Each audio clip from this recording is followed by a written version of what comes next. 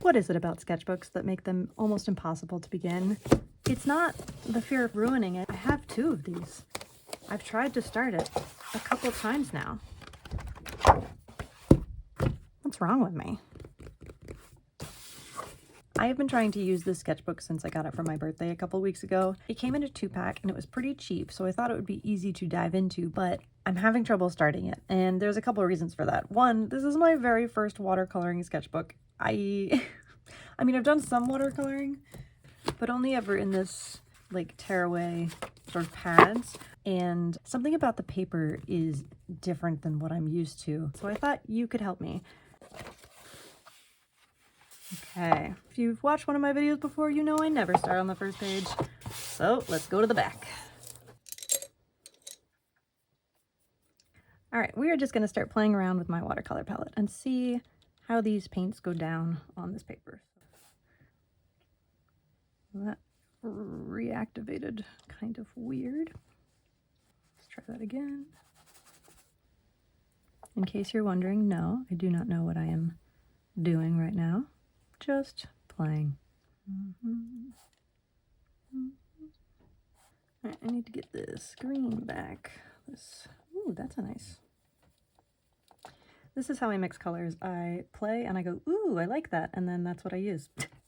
You tell me there's a better way out there. I don't believe it.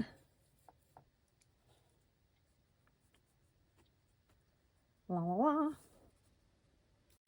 Oh, I just realized why this is so weird for me. It's because I'm painting, drawing, sketching, whatever you want to call it, like this, and I normally do it like this. So my hand is at this weird angle because it wants to be over here. Let me try that. I want to see what this paper can do.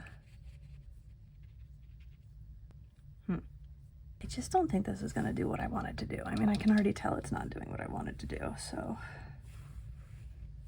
Blah, blah, blah, blah, blah.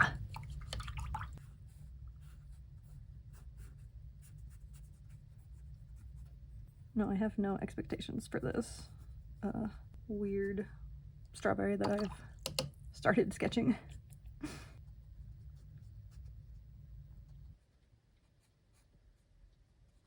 Now that I'm looking at it, all right, it is buckling a little bit, so.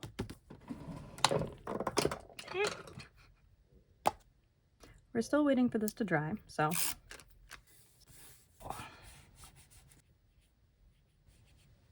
Woof. Okay, hold on.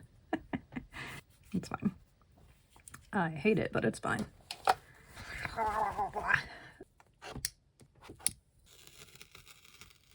Well, this paper is a lot more delicate than I thought it would be. All right, I had to walk away from this. I was just, it needed to dry and I hated what I was doing. So I'm gonna try something a little different and see how that goes.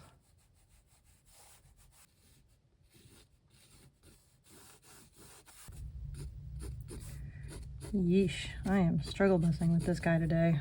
I normally don't have this much trouble with herons, but it is also the first thing I've sketched this morning. Now theoretically we should be able to erase after it's gone over with the watercolor, but we'll see.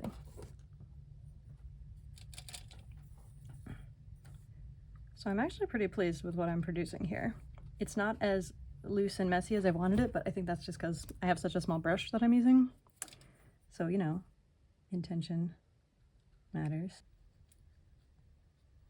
For a first attempt at something I've never done before, I'm kind of thrilled with myself. Let me just mess it up real quick. That's not what heron feet look like. Hold on. Hold on. Yeah, let's do a little dry brushing and pretend we're standing in some grasses. And that way, we don't have to worry about their feet. This is how I watercolor. I go, that's too difficult. Let me try something else. Something like that. I'm gonna come back after it's dried and put down some maybe ink, maybe colored pencils. But I'm really happy with that. This has been a great swatching session.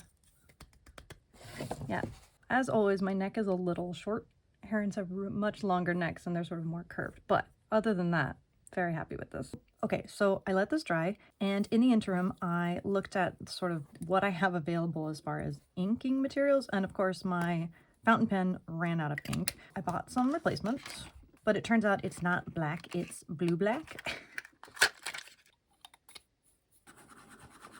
Ooh. Oh, I kind of really like that color. I was almost going to be disappointed because I had wanted black, but I don't even like inking in black, so I don't know why I was disappointed in the first place. And this is real fun. So we have that option. I also have this sepia colored ink. The only dip pen I have though is this really fancy glass one. Very, very thin ribbing section on the top, so it doesn't hold a lot of ink, and it's very thin. It's a very thin line that it makes. But I don't think I want to start inking this right away, and I kind of wanted to do something a little looser. This was really great, but it's not at all what I set out to do. So I found an actual watercoloring brush, and so I'm going to try this. Very, very different than what we had been using, to maybe make some like fruit and be just as loose as I possibly can. Right. Reds and oranges for, oh, I can, okay, this brush holds a lot of water. Here goes nothing. Ooh, okay, that's not nearly enough pigment in this brush. That's good to know. No, we've not enough water. Okay, so balance. The balance is off here. Hold on. I clearly don't know how to use this brush. I'm having problems figuring out where this brush holds the water and where it holds the pigment. It seemed to be, I don't know. I have too much water or too much pigment and I can't get them to like combine. Look at this, the sheer mess I've made trying to understand this one brush. That is why we swatch in the back and why we experiment and play. Come on, ooh, but it does blend out. Okay, don't get too close to my hair and the only thing I like.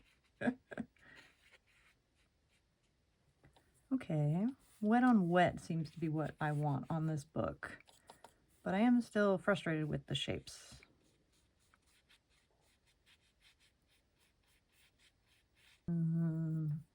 Oh, that's pretty delicious. I really like it on this paper. I really like the color of it. How are we doing? I really wish this paper didn't warp so much.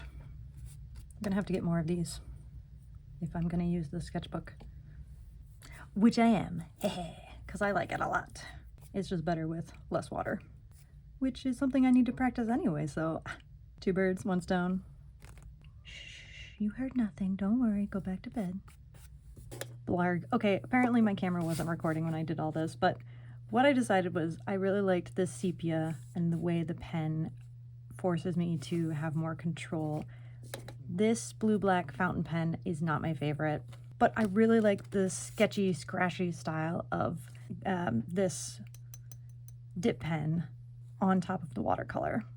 And let me tell you, if you've never done ink on top of watercolor before, it is so much fun. I highly recommend it. So we're just gonna see what happens and hope that I don't truly hate it in the end.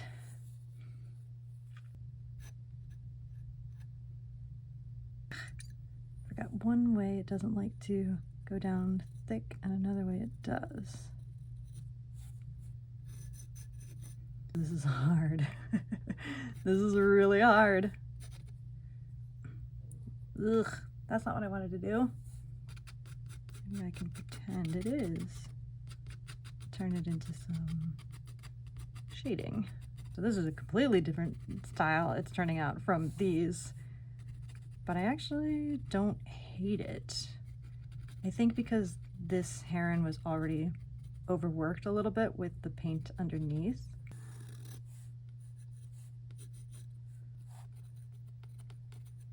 Do I like this? I really don't dislike it. I really don't dislike this. Get rid of the remaining ink by drawing some figs. don't really have a good idea of what they look like, actually. Are they more shaped like this? No, I don't know what these are. Big fig. You can be a big fig too. Whoo! There is so much ink on this pen. I guess I just like a thicker line, and so I'm constantly dipping.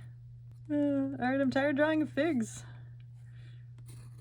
Ah, perfect. Good timing, pen.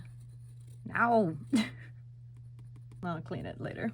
Alright, well, thank you so much for joining me starting this watercoloring sketchbook. I don't really know what my goals are going to be. I really need to figure out a little more about how I want to use this paper because it's very different from what I'm used to, and I feel like if I go in with a plan, I'm just going to be disappointed when it doesn't work. So I'm going to do a little more work playing around with this and then come back and set the goals. But this was a fantastic start to my sketchbook. I've never done something this bold in the back. It's usually a lot messier than this. So I'm really, really, really excited to use this sketchbook. And thank you all for joining me. I hope you had fun, and I'll see you next time. Bye.